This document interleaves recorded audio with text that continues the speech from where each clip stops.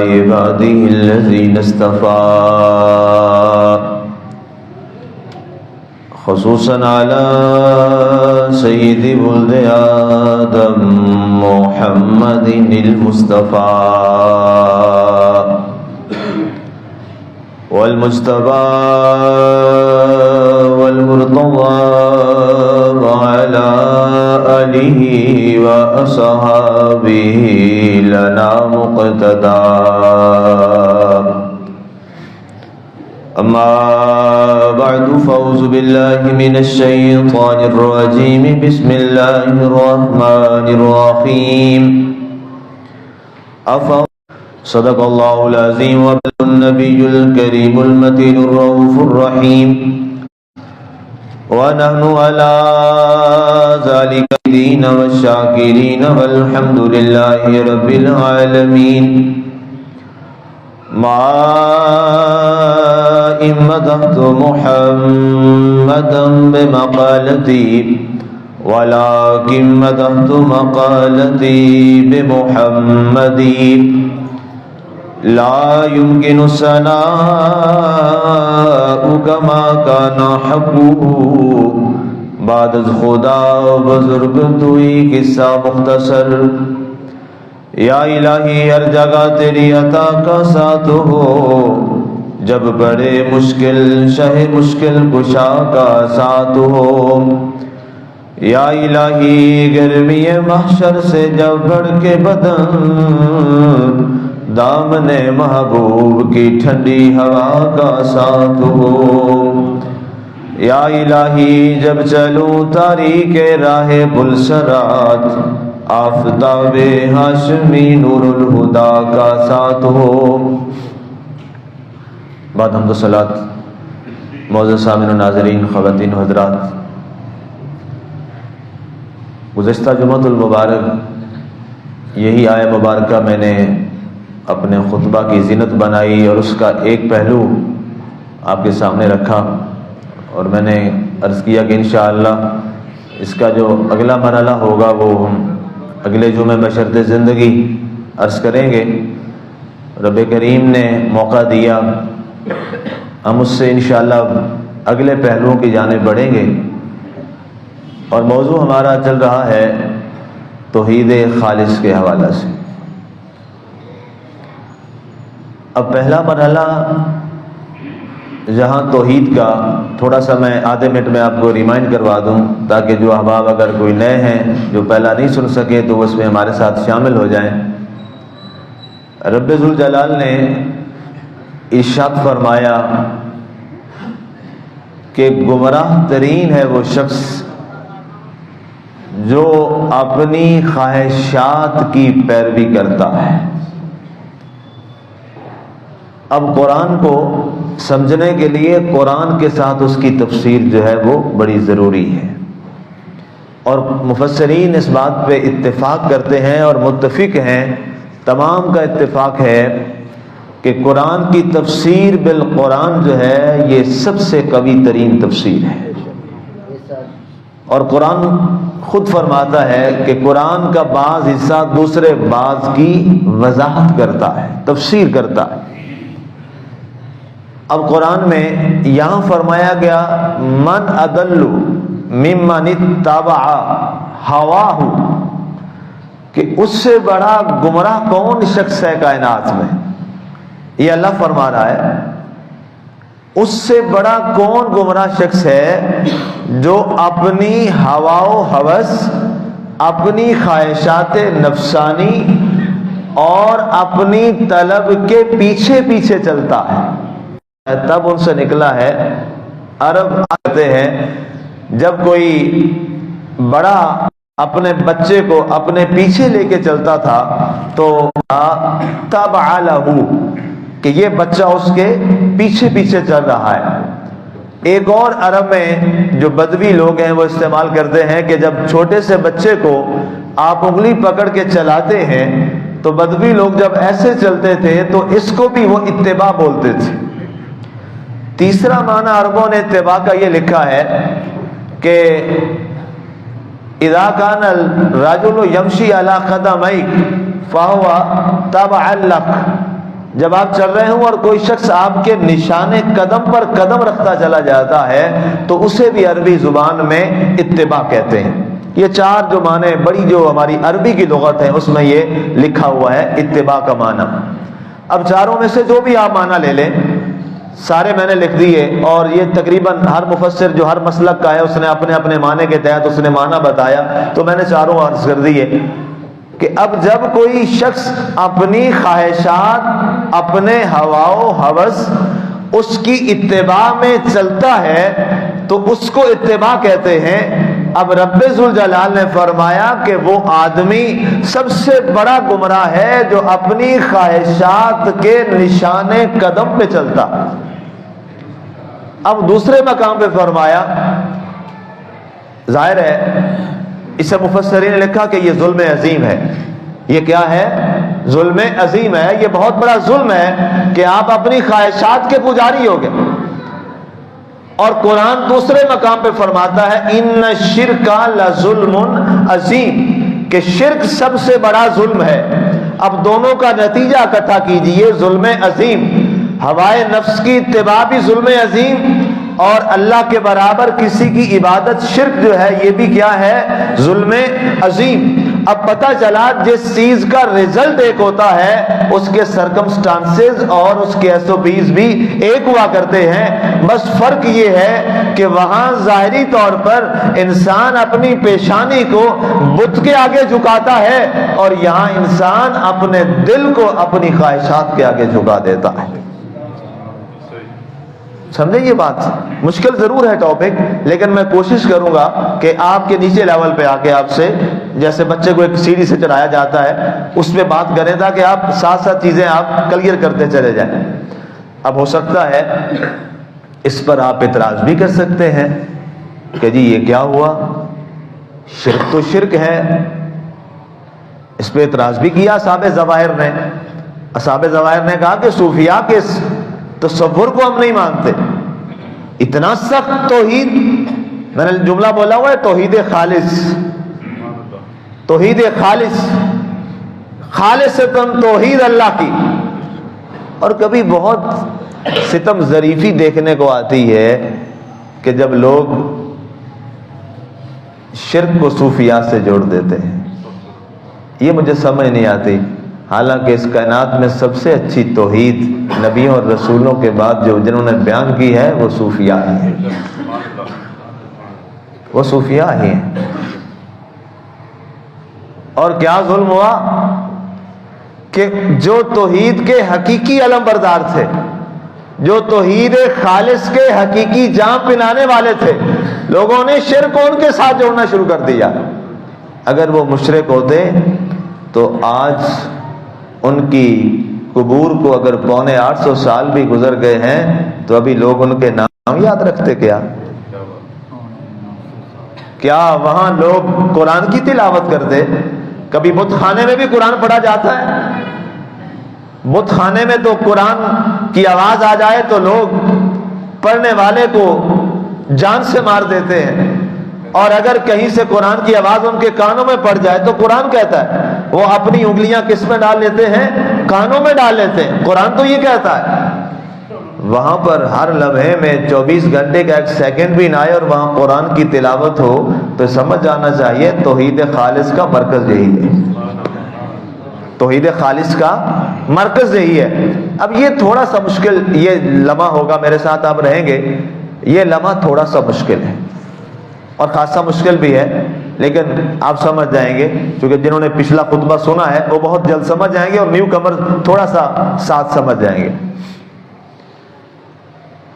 کہ وہ شرک، یہ نفس کی خواہشات کی پیروی، یہ دونوں ایک نتیجے پر کیسے آ گئے۔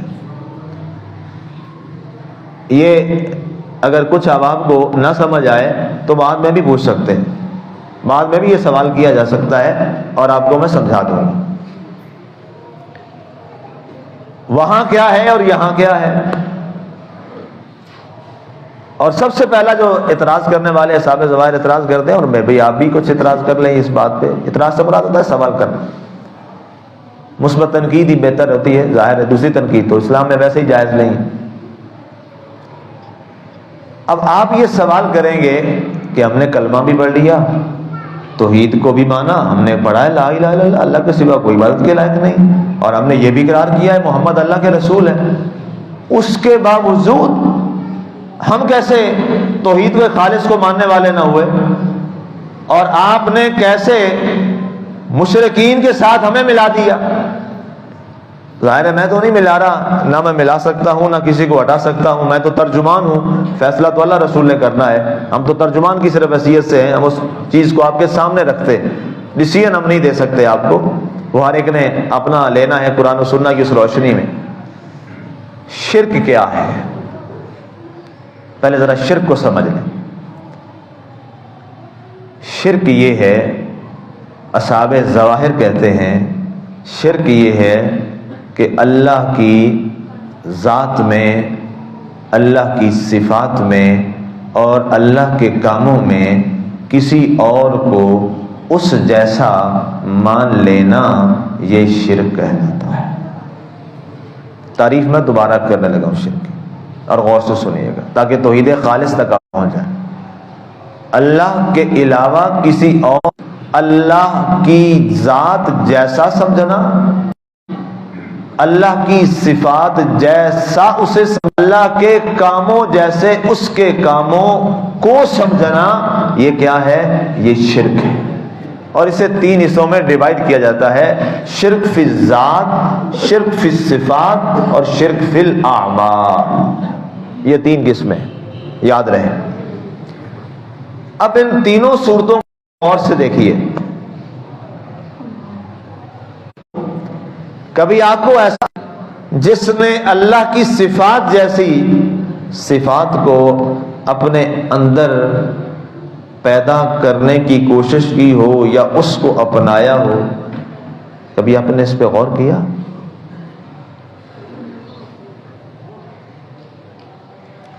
بہت سے لوگ ایسے ہیں جو اس دنیا میں تکبر کرتے ہیں کہ نہیں کرتے؟ جی کرتے ہیں۔ اب ذرا میرے ساتھ رہیے گا، آپ بڑے قریب والے نقطے پہ آ گئے۔ دنیا میں آپ کو ایسے لوگ کبھی ملے ہیں جو غرور اور تکبر کرتے ہیں اور مخلوق خدا کو اپنے سے کم تر سمجھتے ہیں؟ کبھی ایسے لوگ آپ کو ملے ہیں؟ وہ کلمہ پڑھتے ہیں کہ نہیں پڑھتے؟ پڑھتے ہیں، کلمہ پڑھتے ہیں۔ اب یہاں آپ کے لیے کشمکش شروع ہو جائے گی، یہ کلمہ بھی پڑھ رہا ہے، لا الہ الا اللہ محمد رسول اللہ صلی اللہ علیہ وآلہ وسلم، کلمہ بھی پڑھ رہا ہے تو مسلمان۔ یہی ہماری جنرل پرسپشن ہے۔ یہ آدھا منٹ آپ بڑا غور سے توجہ سے بیٹھیں گے۔ اب وہ کلمہ شریف بھی پڑھ رہا ہے، توحید و رسالت کا اقرار بھی کر رہا ہے، لیکن تکبر اور غرور اس کے اندر کوٹ کوٹ کے بھرا ہوا ہے۔ اب آپ بتائیے، تکبر اور کبریائی اللہ کی صفت ہے کہ نہیں؟ جی ہے۔ اب ہو سکتا ہے لوگ کہیں جی مفتی صاحب کی محبت میں لوگوں نے ہیں کہہ دیا ہو، کوئی دلیل بھی ہے تو ہاں دلیل عرض کر دیتے ہیں۔ حدیث قدسی ہے، یعنی وہی ہوگی غیر مطلوب۔ اللہ فرماتا ہے، اے محبوب ان سے فرما دیں آپ لوگوں سے، الکبریاء ردائی، بڑائی اور تکبر اور غرور اور بڑا پن جو ہے نا، یہ میری چادر ہے، یہ میری چادر ہے، اور میری چادر جو کھینچے گا نا، اس سے بڑا ظالم کائنات میں کوئی نہیں ہوگا۔ آپ نے ایک لباس پہنا ہو، چادر پہنی ہو، ہمارے یہاں جب لڑائی خدا نخواستہ کبھی ہو نا، تو سب سے زیادہ لوگ کیا کہتے ہیں؟ تو نے میرا گریبان پکڑا ہے، ابھی اتاری نہیں قمیص، اور سب سے بڑی بات ہر چیز معاف کر دیتے ہیں، میرا گریبان تو نے کیوں پکڑا؟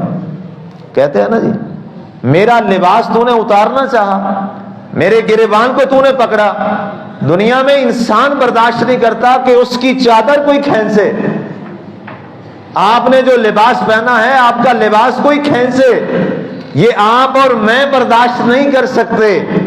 تو جو ساری کائنات کی عزتوں کا مالک اور خالق ہے، کوئی اس کی چادر کھینچنا چاہے تو کیا وہ برداشت کرے گا؟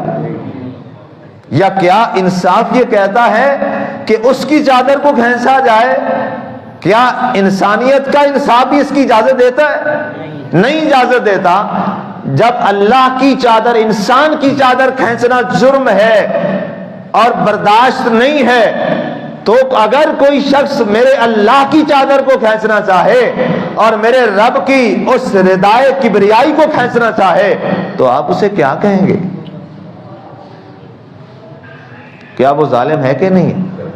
جی؟ اور ظلم یہ چھوٹا ہے یا بڑا ہے؟ ظلم عظیم ہے کہ نہیں ہے؟ بڑے ظلم کو عربی میں لے آئیں گے تو کیا کہیں گے؟ ظلم عظیم۔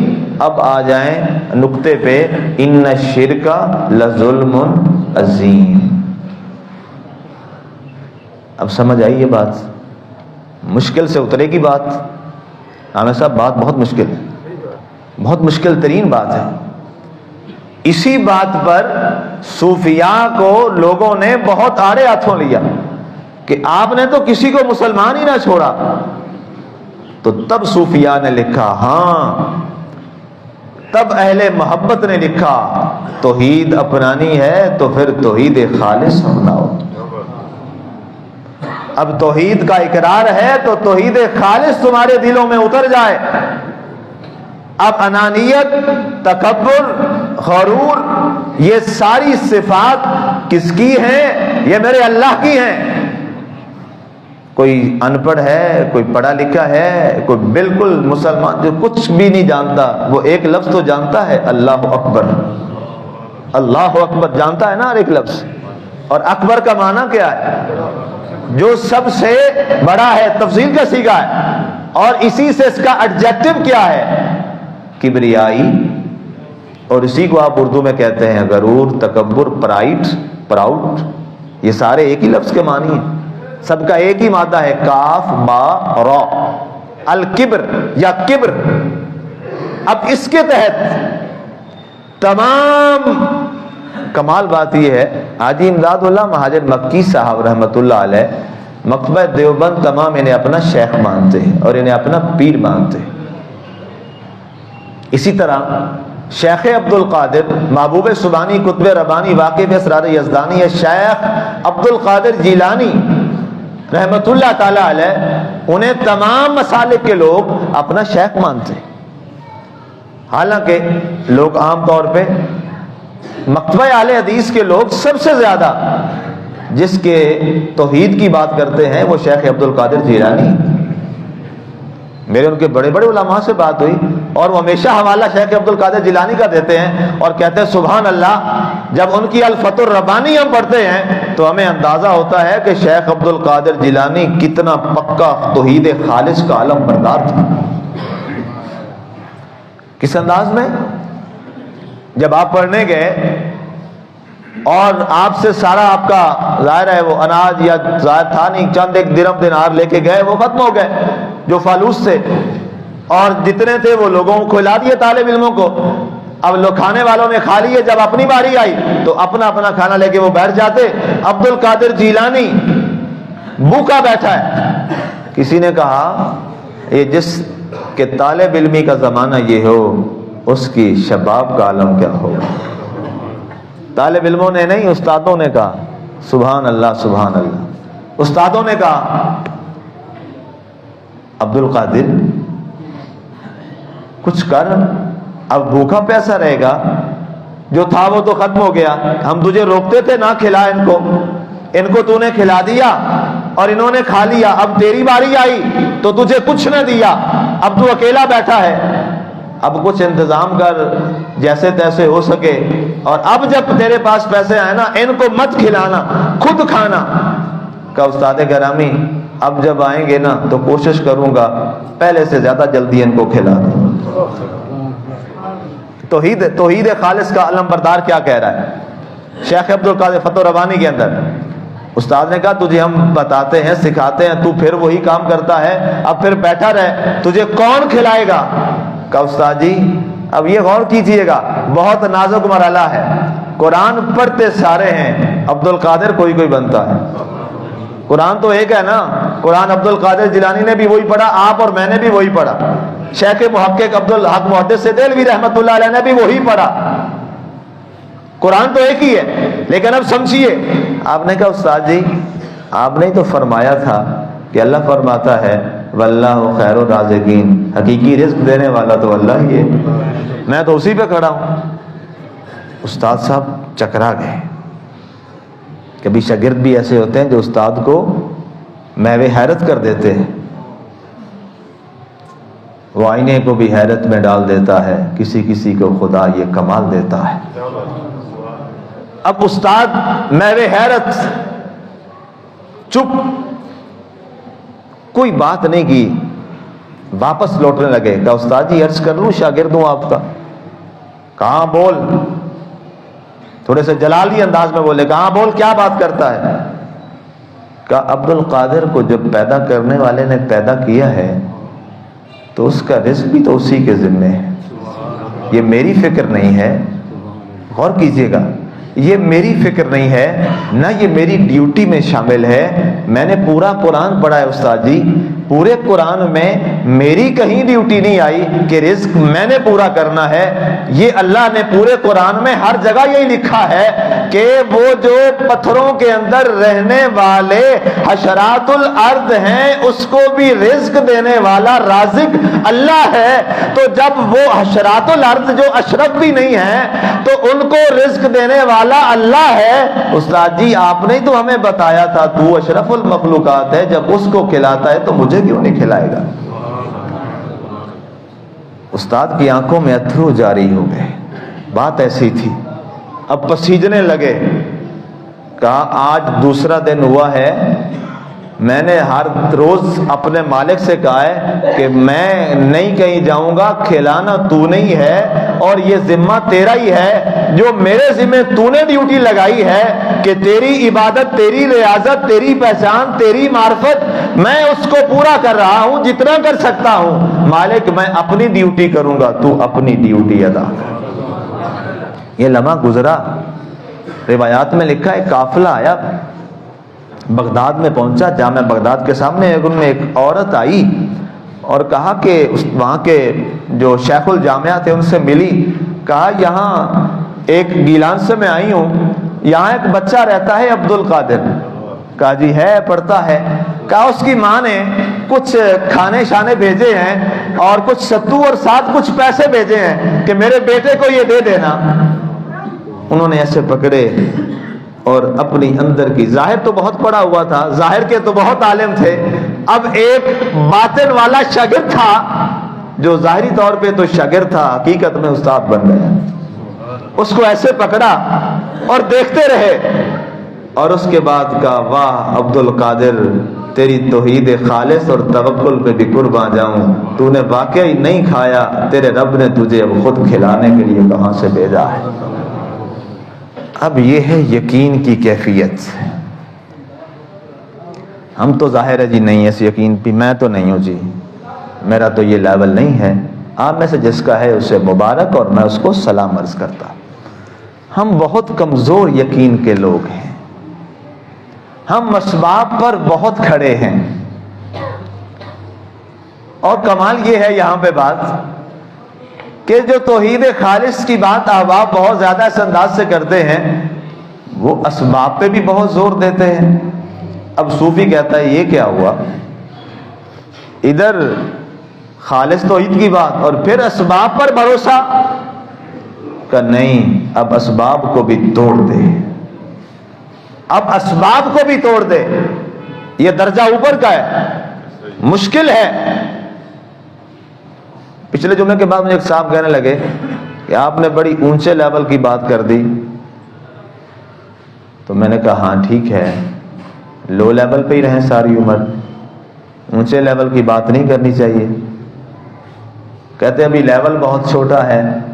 میں کہا لیول, آپ کی عمر تو ماشاءاللہ 65 سال ہو گئی ہے, ابھی لیول اس کے بعد پیدا ہونے ہیں. ابھی سمجھنے کی بات ہے نا جی. اب ایک فاروق اعظم کی بات یاد آ گئی. ایک شخص تھا نا جس کو آپ نے رکھا ہوا تھا کہ مجھے تو میری صرف عمر یاد کروایا کر. ایک بندے کو ہائر کیا ہوا تھا اور روزانہ یہ کہا کر مجھے کہ عمر اللہ سے ڈر. تنخواہ پہ بندہ رکھا ہوا تھا, روزانہ وہ یہ جملہ بولتا, رات کو یاد کرواتا, عمر اللہ سے ڈر. ایک دن فرمایا جا میاں تیری نوکری آج سے ختم, تو معزول ہے. اس نے کہا حضور آپ کیا ہو گیا؟ کہا میری داڑھی میں ایک سفید بال آ گیا ہے, مجھے یاد کروانے کے لیے یہ کافی ہے, یہ کافی ہے ایک سفید بال, یہ میرے لیے کافی ہے. اب غور کیجئے, میں سمرائز کرنے جا رہا ہوں, لیکن اس سے پہلے ایک حدیث سن لیجئے. حضرت ابو ہریرہ رضی اللہ تعالیٰ اس کے راوی ہیں. آپ فرماتے ہیں یہ حدیث قدسی, میں کوشش کرتا ہوں کہ حدیث بھی آپ کو حدیث قدسی سناؤں تاکہ شک و شبہ سے انسان نکل جائے. آپ فرماتے ہیں کہ میرے پاس جبریل آئے اور انہوں نے یہ بتایا, ایک دن مجھے اللہ نے فرمایا کہ اے جبریل جا میری جنت کو دیکھ کے آ. میری جنت کیسی؟ جبریل گئے اور جنت کو دیکھا اور جنت کی ساری نعمتوں کو دیکھا. ظاہر ہے جنت کی نعمتیں کیا نعمتیں ہیں. اور واپس آئے, کہا ہے میرے مالک تیری جنت بڑی حسین ہے, جو بھی اس کو دیکھے گا, جو بھی اس کو سنے گا, وہ تو اس میں داخل ہوئے بغیر رہے گا ہی نہیں. کہا ٹھیک ہے. کہا جی مولا یہ تیری جنت تو جو سن لے گا, جو دیکھ لے گا, نہ بھی دیکھے جو سن لے, تو وہ تو ساری زندگی ایسے کام کرے گا کہ جنت میں ہی آئے گا. اللہ نے کیا کیا؟ فرمایا جبریل ابھی ایک بار تو نے پھر جنت میں جانا. اللہ نے اسی جنت کو مشقتوں سے بھر دیا, مشقتوں سے بھر دیا. فرمایا جبریل اب جا اس کو دیکھ. جبریل گئے اور واپس آئے, کہا یا اللہ اب تو کوئی آئے گا, اب تو کوئی آئے گا. جتنی مشقتیں تو نے اس میں ڈال دی ہیں, اتنی مشقتیں اس میں ہیں, جنت میں آنے کے لیے اس مشقت سے گزرنا پڑے گا. مولا شاید ہی کوئی آئے. فرمایا جبریل جا ذرا میری دوزخ کو بھی دیکھ گیا. دوزخ کی طرف گئے جبریل. یہ حدیث بڑی توجہ والی ہے اور ہم سب کو جھنجھوڑنے کے لیے کافی ہے, اور توحید خالص کی بڑی اعلیٰ ترجمان ہے. دوزخ کو دیکھا, ظاہر دوزخ تو دوزخ ہے. واپس آئے گا یا اللہ تیری پناہ, جتنی سخت تیری دوزخ ہے, تیری دوزخ میں تو کوئی بھی نہیں آئے گا, تیری دوزخ میں تو کوئی بھی نہیں آئے گا. اب میں جہاں سے شروع ہوا تھا وہیں آ کے اس بات کو مکمل کرنے لگا ہوں, اور یہ میرا دوسرا مرحلہ مکمل ہو جائے گا. تیسرا مرحلہ اگلے جمعے چلے گا. اللہ نے فرمایا جبریل ابھی تو نے ایک بار پھر جیسے جنت کو دوبارہ دیکھا تھا, میری دوزخ کو دوبارہ پھر دیکھنا ہے. جبریل پھر دوبارہ جب دیکھنے لگ گئے تو اس سے پہلے اللہ نے جہنم کو خواہشات سے, نفسانی خواہشات اور ہوا و ہوس سے بھر دیا. فرمایا جبریل اب جا کے دیکھ میری دوزخ کو. جب گئے تو جبریل نے کہا اے اللہ ہر شخص چاہے گا کہ میں یہاں آ جاؤں, ہر شخص یہ چاہے گا کہ میں یہاں آ جاؤں. شاید حدیث کے الفاظ مشکل تھے, میں آسان کر دوں. آسان یہ ہے کہ اللہ نے کہ جبریل نے عرض کرتے ہیں فرشتے اے اللہ تیری دوزخ میں کوئی نہیں آئے گا. پہلے کہا کوئی نہیں آئے گا, جتنی سخت ہے کوئی نہیں آئے گا, لیکن اے اللہ یہاں جتنے بھی آئیں گے وہ نفسانی خواہشات کے پجاری ہی آئیں گے. میرا خطبہ ختم ہو گیا جہاں سے شروع ہوا تھا اسی لفظ پر. اب آئیے اسی آیت پر. اس آیت کی وضاحت میں یہ حدیث سنانا بڑا ضروری تھا. اللہ اب کیا فرما رہا ہے؟ افرأیت من اتخذ الہہ ہواہ. اے محبوب کیا اس شخص کو آپ نے دیکھا ہے جو اپنی خواہشات کو اپنا خدا بنا لیتا ہے, جو اپنی خواہشات کو اپنا خدا بنا لیتا ہے. اب پتا چلا کچھ بت ظاہری ہوتے ہیں ہارڈ شیپ میں, کچھ بت سافٹ کاپی میں ہوتے ہیں. کمپیوٹر کی ہوتی ہے نا دو کاپیز, ایک ہارڈ کاپی اور ایک سافٹ کاپی. ہارڈ کاپی نظر آتی ہے, سافٹ کاپی نظر نہیں آتی. یہ موبائل فون چل رہا ہے, اس میں پتہ نہیں کیا کیا میں نے بکس رکھی ہوئی, آپ کو نظر نہیں آتی, ایک چپ پر موجود ہے. اس کے پرنٹ آپ نکلوائیں ہارڈ کاپی میں تو پتہ نہیں مسجد ہی پوری بھر جائے, اتنے پیج ہو جائیں, لیکن یہاں ایک چھوٹے سے چپ پر ہیں. اب ایک ہارڈ کاپی ہے، وہ اس آئیڈل اور بت کی صورت میں جو سامنے رکھ کے اسے سجدہ کر رہا ہے، اور ایک سافٹ کاپی ہے جو نظر تو نہیں آ رہی لیکن انسان اس کا پجاری بنا ہوا ہے۔ سمجھ آئے؟ انسان اس کا پجاری بنا ہوا ہے۔ اب ایک میں حوالہ موبائل سے آپ کو دکھاؤں اور آپ کے سامنے سکرین بھی رکھ دوں، آپ اس حوالے کو مانیں گے کہ نہیں مانیں گے؟ مانیں گے کہ جی لکھا ہے، اگرچہ یہ سافٹ کاپی ہے لیکن سافٹ کاپی دنیا کے ریسرچ نے باقاعدہ اناؤنس کر دیا ہے کہ اب انٹرنیٹ کی جو سافٹ کاپی ہے وہ بھی ریسرچ میں تھیسس میں قابل قبول ہے۔ یہ دنیا کا نظام باقاعدہ ہو چکا ہے، اور اس پر ہمارے پاکستان میں جو سب سے بڑا ادارہ HEC ہے اس نے باقاعدہ نوٹیفکیشن بھی کی ہے۔ پلیجرزم کیا ہے؟ جو تحقیق میں پلیجرزم ہوتی ہے وہ یہی ہوتی ہے، اور اس میں باقاعدہ ہوتا ہے کہ جناب آپ اس سے لے سکتے ہیں۔ اب کیا ہوا، ایک بت پتھروں کا بنا ہوا، ایک بت مٹی کا بنا ہوا، ایک بت گارے اور مٹی اور پانی سے بنا ہوا، اور ایک بت وہ ہے جو خواہشات کا بنا ہوا، اور دونوں کا فیصلہ کیا ہے؟